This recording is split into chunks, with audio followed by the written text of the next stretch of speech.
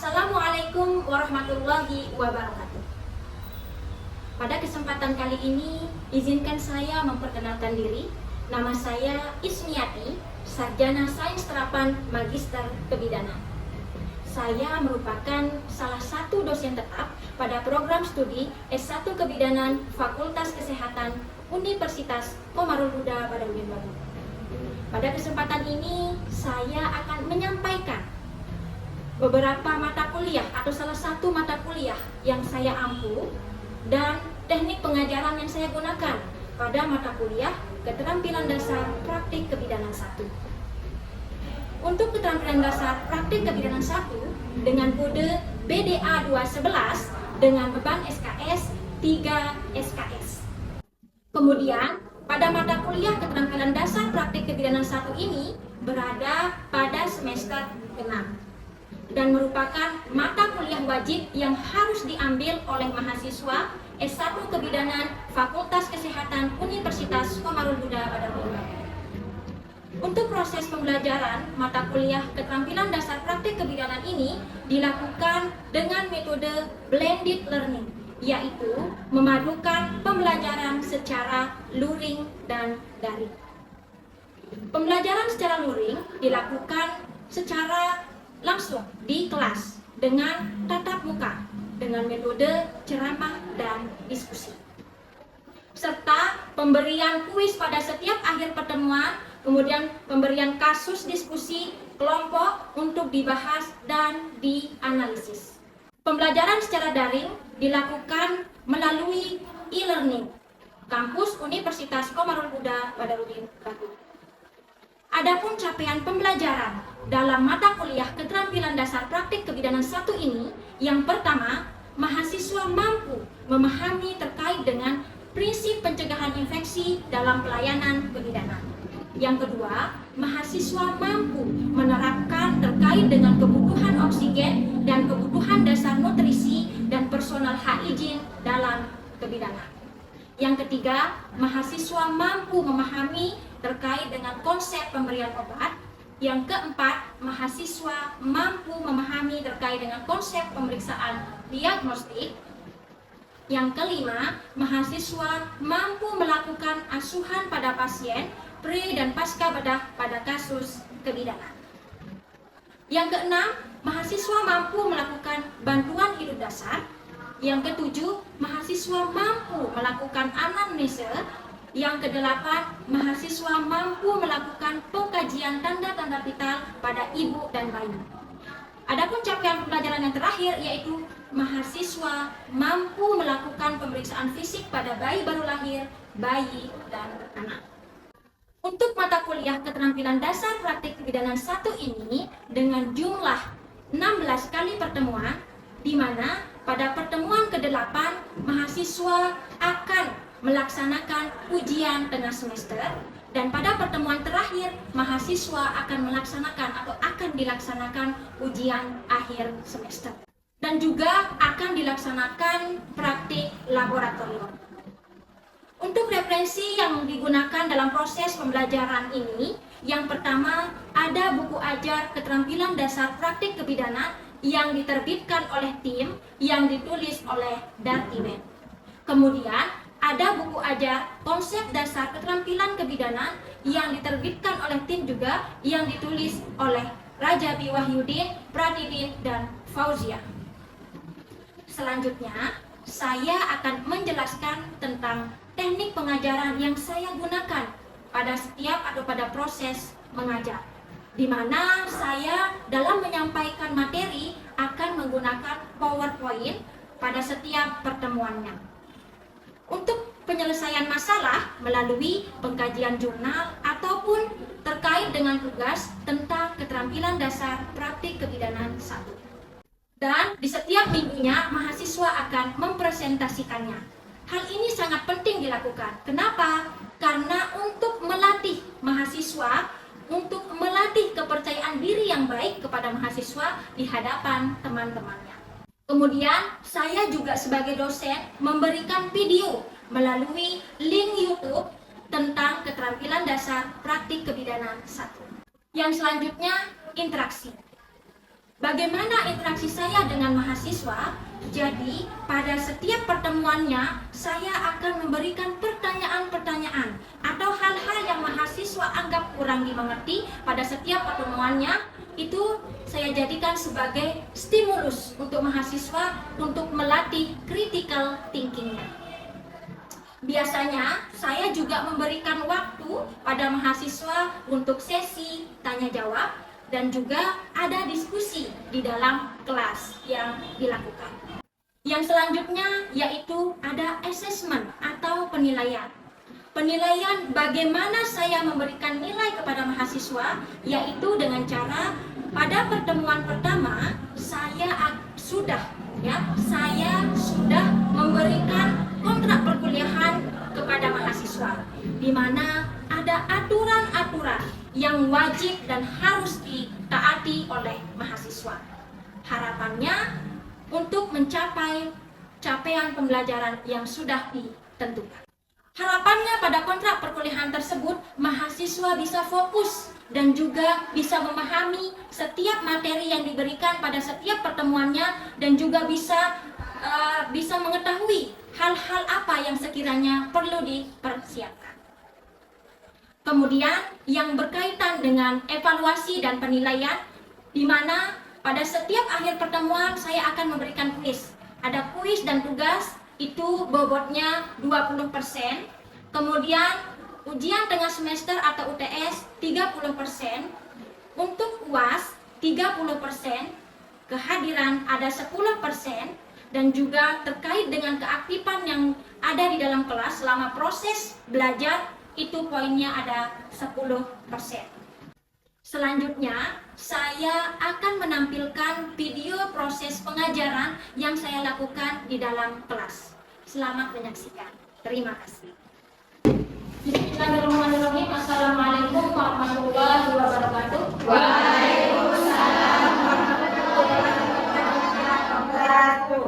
Alhamdulillah, rabbil alamin. Assalatu wassalamu ala asrofil anbiya'i wal mursalin wa ala alihi wa sahbihi ajmain, amma ba'du. Pertama-tama mari kita panjatkan puji syukur kita kepada Allah Subhanahu wa taala yang telah memberikan kita kesehatan dan kesempatan sehingga kita bisa bertatap muka langsung pada proses pertemuan kedua hari ini. Kedua kalinya selawat serta salam tak lupa pula kita haturkan kejunjungan alam Nabi besar kita Muhammad sallallahu alaihi wasallam.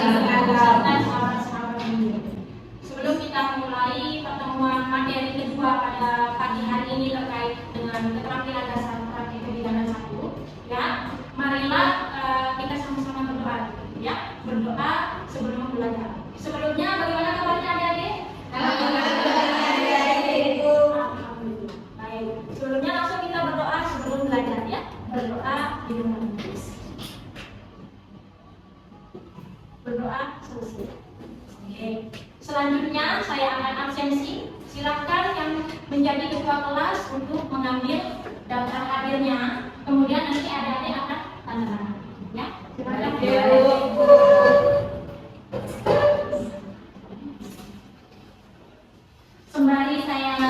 Sembari daftar hadir di sini. Jadi saya akan jelaskan terlebih dahulu tujuan pembelajaran kita pada pertemuan kedua hari ini.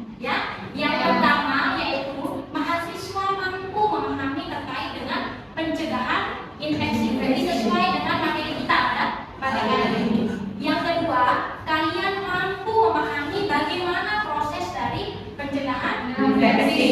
Kemudian yang ketiga yaitu tujuan dari pencegahan infeksi itu kalian harus tahu.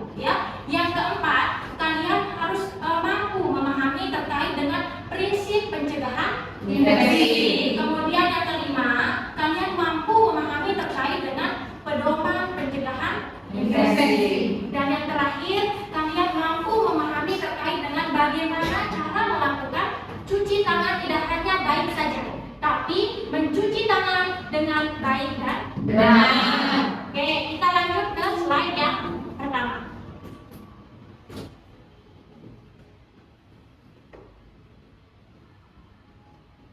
Yaitu terkait dengan prinsip pencegahan infeksi. Prinsip pencegahan infeksi dalam pelayanan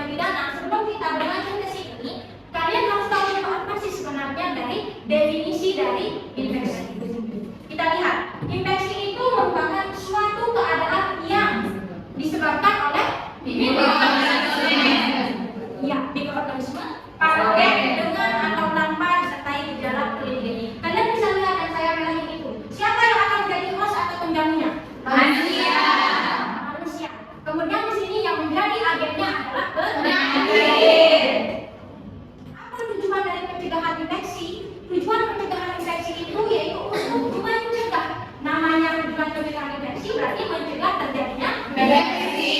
Kita lihat yang pertama, ya, mencegah terjadinya infeksi silang antara pasien dan petugas.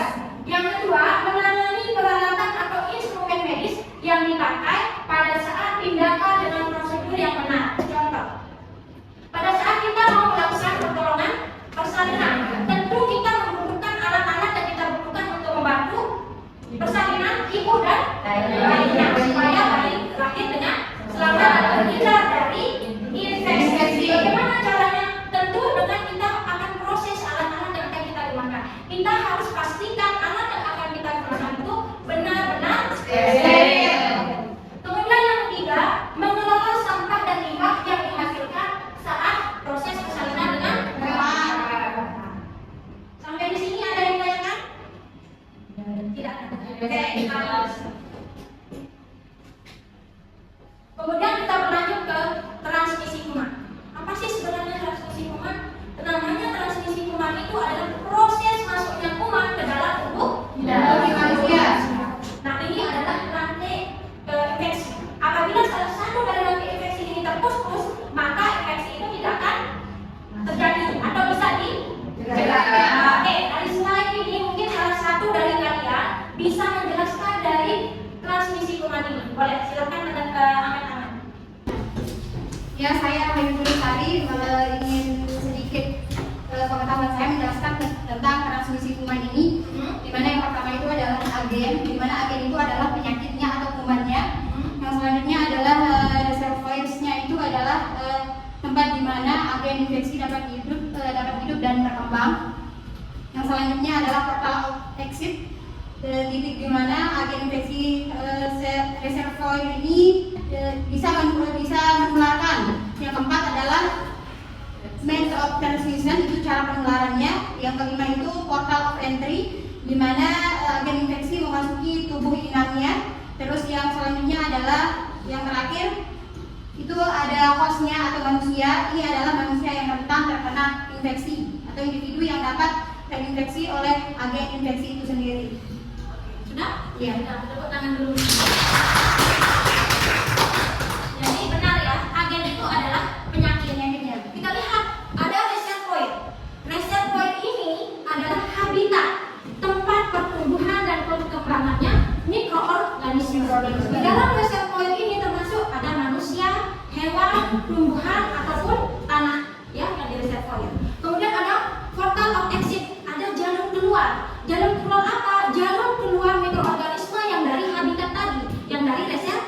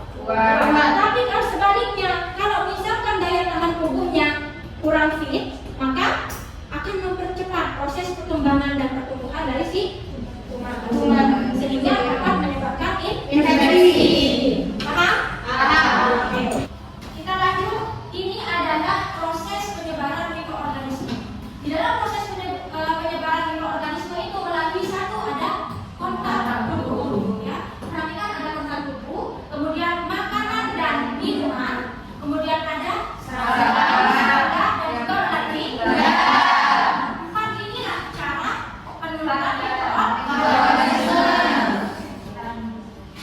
Ada 7 faktor yang mempengaruhi proses infeksi. 7 faktor ini yang pertama ada namanya sumber penyakit. Di mana sumber penyakit ini itu akan mempengaruhi apakah infeksi itu dia berjalan cepat atau lambat. Kemudian ada namanya kuman penyebab. Dari kuman penyebab ini yang menentukan jumlah dan kemampuan mikroorganisme itu masuk ke dalam tubuh manusia. Kemudian ada bagaimana cara membebaskannya. Cara membebaskan dapat menentukan apakah proses infeksi itu cepat teratasi atau tidak. Dari apanya? Yang pertama dari keasalannya bisa, kemudian dari apa? Suhu. Dan juga dari cahaya. Yang ketiga cara penularan.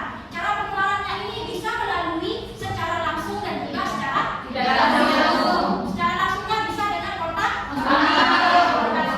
ya, itu salah satu. Bisa juga melalui makanan dan darah.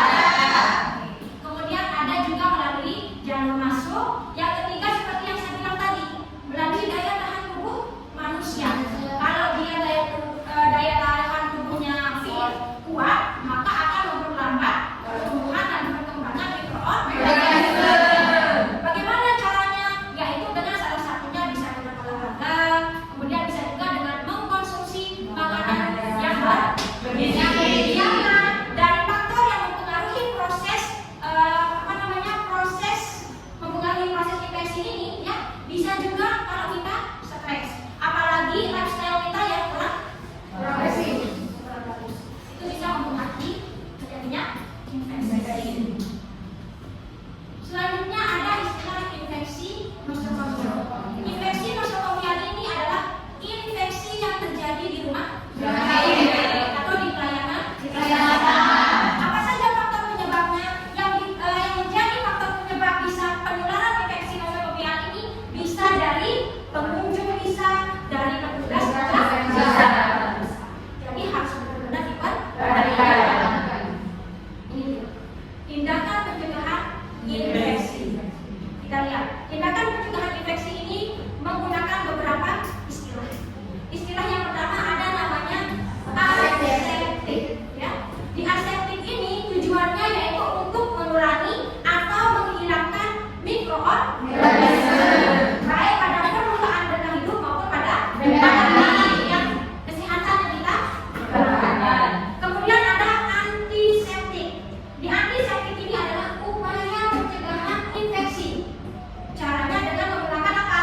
Kalau antiseptik pernah lihat dan sempat? Itu adalah salah. Kalau kalian praktik rumah sakit kan sering bawa di kantong ya. Bisa disemprot ya. Ya, hand sanitizer. Paham? Kemudian ada namanya dekontaminasi. Setelah dekontaminasi ada namanya pencucian. Di pencucian ini tindakan menghilangkan semua darah, cairan, dan setiap benda asing seperti debu dan kotoran. Ada namanya desinfeksi dan sterilisasi. Kalau desinfeksi itu hampir semua, jadi bukan semua, hampir semua mikroorganisme apa dihilangkan. Hampir semua, tapi tidak semua. Kecuali endospora. Berbeda dengan sterilisasi. Kalau sterilisasi itu tindakan untuk menghilangkan semua mikroorganisme masuk di dalamnya endospora. Paham? Perbedaan antara desinfeksi dengan sterilisasi? Kalau desinfeksi menghilangkan sebagian. Kalau sterilisasi menghilangkan ini harus paham perbedaan antara desinfeksi dan sterilisasi. Ini adalah prinsip pencegahan infeksi. Prinsip pencegahan infeksi yang pertama, setiap orang, entah itu ibu, entah itu bayi baru lahir, petugas kesehatan harus dianggap dapat menularkan penyakit karena infeksi itu bersifat apa? Asymptomatik. Kemudian yang kedua, setiap orang harus dianggap beresiko terkena infeksi. Ingat, setiap orang. Ya. Yang ketiga, ada permukaan benda di sekitar kita, peralatan, benda-benda lainnya yang akan dan telah bersentuhan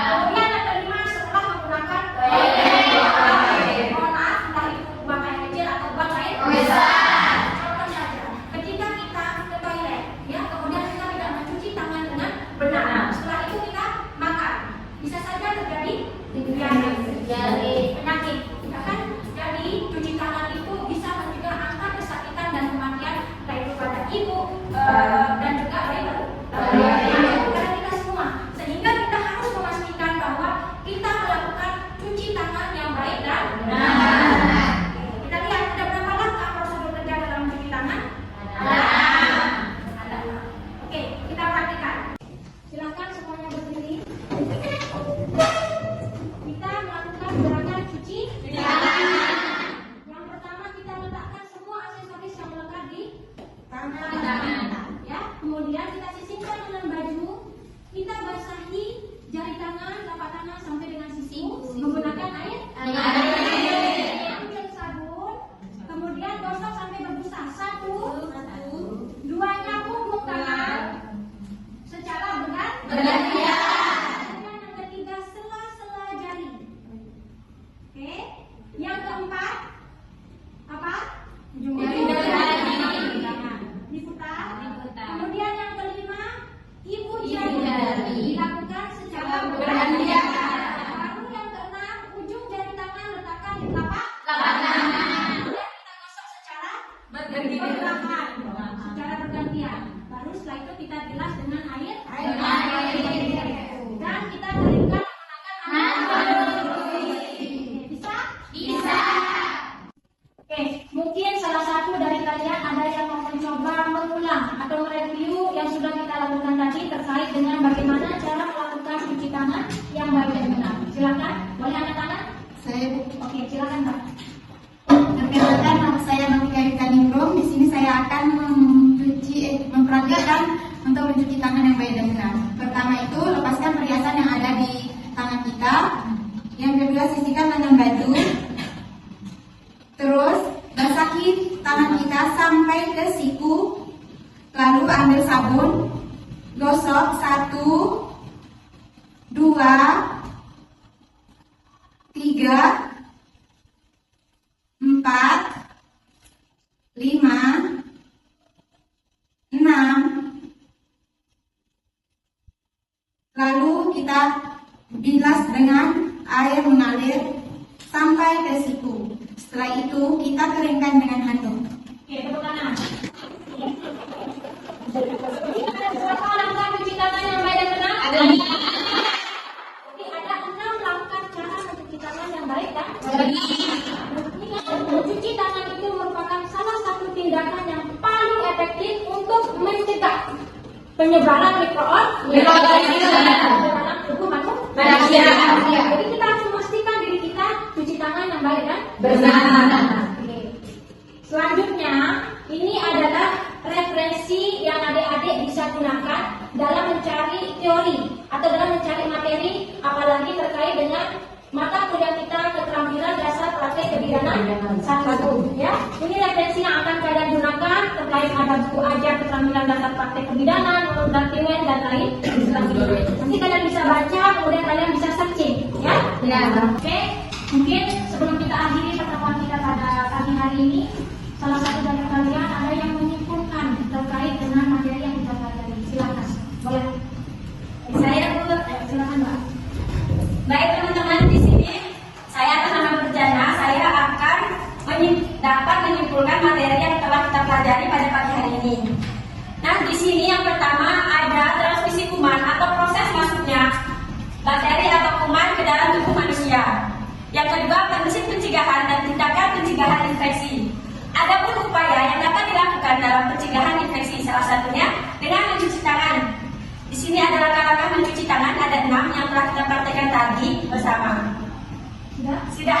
Sekian. Terima kasih, Mbak. Tepuk tangan. Jadi sebenarnya ya kesimpulannya, ya, upaya yang dapat dilakukan untuk mencegah terjadinya infeksi yaitu dengan salah satunya mencuci tangan. Berapa langkah cuci tangan? 6 langkah mencuci tangan yang baik dan benar. Jadi mencuci tangan itu merupakan salah satu tindakan yang dapat dilakukan untuk mencegah terjadinya Penyakit infeksi. karena dari infeksi ini dapat menimbulkan angka kesakitan dan Ya. entah itu pada ibu dan Bayi. Oke, sudah paham? Paham.